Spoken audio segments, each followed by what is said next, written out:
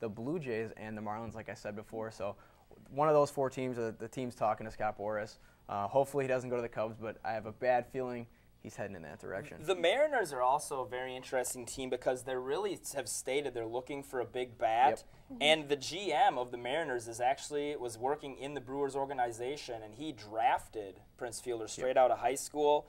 And I feel like the Washington Nationals are a team that at this stage of their development as a franchise could always make a big splash. If Prince went to the Cubs, I want to be on record as saying, good for them. I think the Brewers signing Fielder ultimately may in the long run end up hurting them with the amount of money and years they'll have to invest in him. I do love Fielder, and he's an adamant competitor. Doesn't show any signs of weakness yet, but he's a big guy, and sometimes that hill can drop off very quickly for a man of his size. I want to add one thing quickly before we send it here. The signing of Ramos Ramirez, we already talked about that, pretty much affirms what we already kind of knew, that Prince Fielder's done in Milwaukee. His reign there is over. Bye, Prince. Yeah. So now we'll take a quick look at what makes UWL one of the best schools in the Midwest.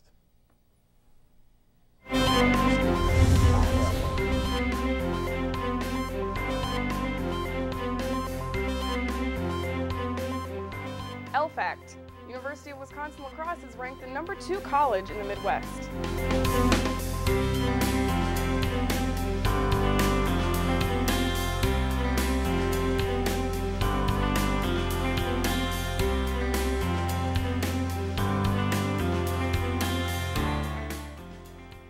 UW-La Crosse is ranked number 34 for out-of-state students among public universities nationwide.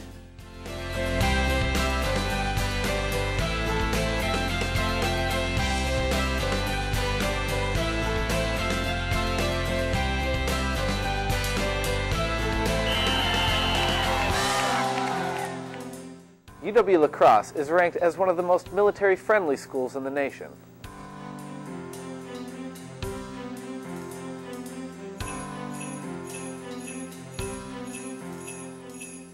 UW-La Crosse is number 24 among medium colleges and universities for Peace Corps volunteers.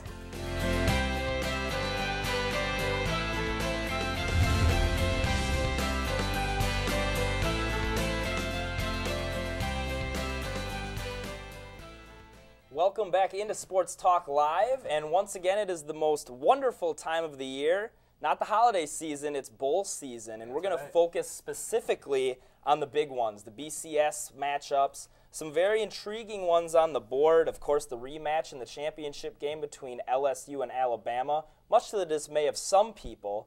But which football games, BCS style, are you two looking most forward to this coming season? I'm excited to watch the Capital One Bowl. It's Nebraska versus South Carolina, and Nebraska is ranked 20, and South Carolina is currently ranked 9th. Even though it's kind of far apart, they're actually pretty good matchup. They both average around 30 points a game and let up about 20 points a game. So I think it'll be a close, competitive game is what I'm trying to say here. So I'm really interested in watching that game. I want to watch the Rose Bowl. Of course, I'm a Wisconsin fan. The thing I like is, Wisconsin, Oregon, both teams score over 40 points, and they do it in different ways. Wisconsin runs downhill and really wants to pound you, and Oregon runs that spread option read type thing with, little Michael James coming out of the backfield. So I think that'll be a different, an interesting matchup, exactly, with two different offenses that Big Ten schools aren't used to seeing. They might be rewriting some of the offensive records for the long-tenured Rose Bowl.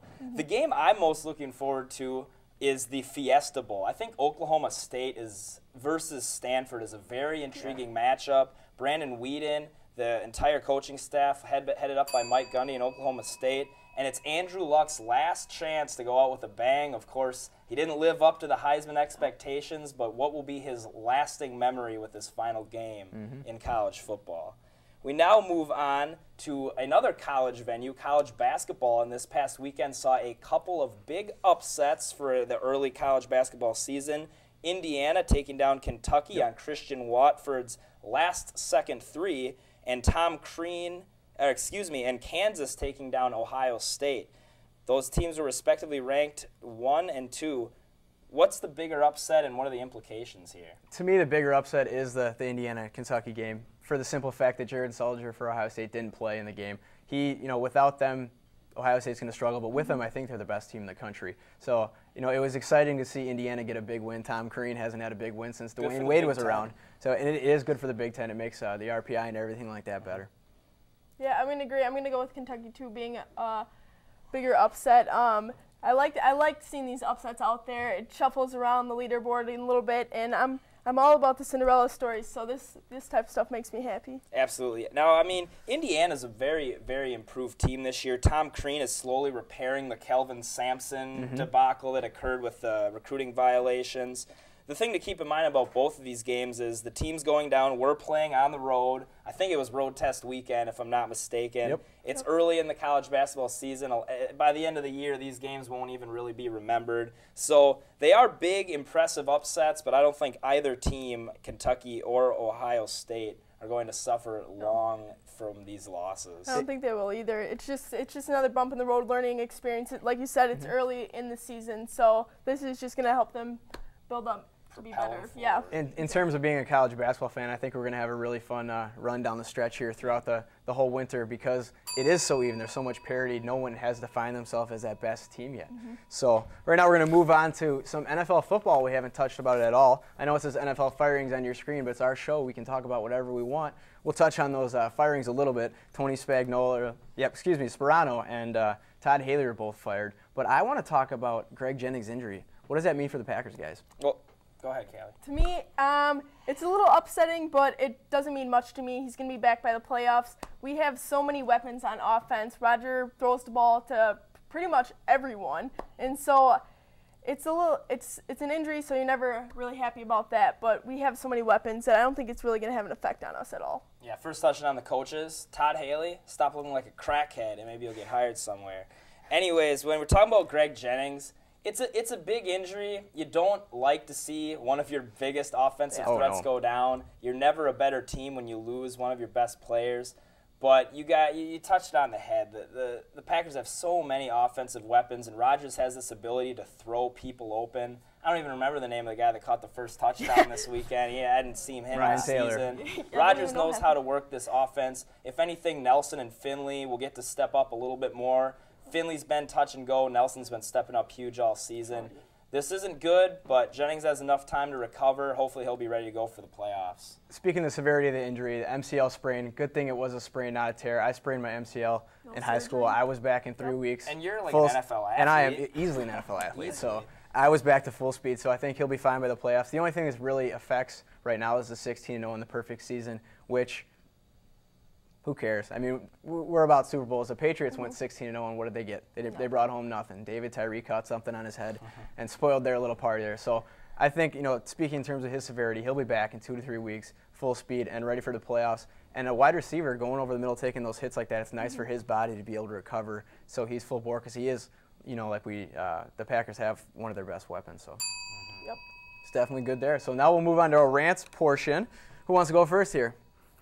I'll go first. All right. He's done it again, and he's done it again, and he's done it again. It's Tim Tebow. Once again, 6-game win streak now. The last 4 games that he won has been in the fourth quarter. I don't know what it is about him. I wasn't about him at first, but all of a sudden, everyone around him has caught on to this feeling that he's changing everything. I'm not saying that he is the sole purpose of this win, but there's something about him that everyone loves. I would like to rant about people that purchase tickets to athletic events. I understand when you pay for your ticket, you have the right to enjoy the game any way you want. When you start chugging 30 packs of Keystone Ice and disrupting the enjoyment of the other people around you that paid for tickets and traveled across the state to watch a game, you're going too far. Have 6 less beers, shut up when you're at the game, don't act like an idiot, and hipsters, don't come to games either. Stay at home and listen to John Mayer. It's what you're good at. Couldn't agree with you anymore there, Nick. My FaceTime/rant little portion here, I want to talk about the 30 for 30 series on ESPN. If you haven't checked it out, it's fantastic. Basically, the premise behind it is 30 filmmakers are going to make 30 movies. They did that on certain sports topics, but it was so good and they were getting such good ratings, they're going to keep going on with it. Fantastic things. There was about Michael Jordan playing baseball. Chris Herron's crack and drug story there was fantastic. Todd Marinovich was over the weekend. So just great stories. If you haven't checked that out yet, get a chance to check that out. It's on Tuesday nights at 7 o'clock on ESPN, but unfortunately the season is over for this year because college basketball is a big Tuesday night thing. So. Yep. A lot of time to wait. That's right. I couldn't agree with you more on that 30 for 30. It's a fave. Well, unfortunately, that's all the time. We're out of time. You don't have to listen to us ramble anymore. Stay tuned. We will be back with another show, Afternoon Delight, today at 4:45. Thanks for watching.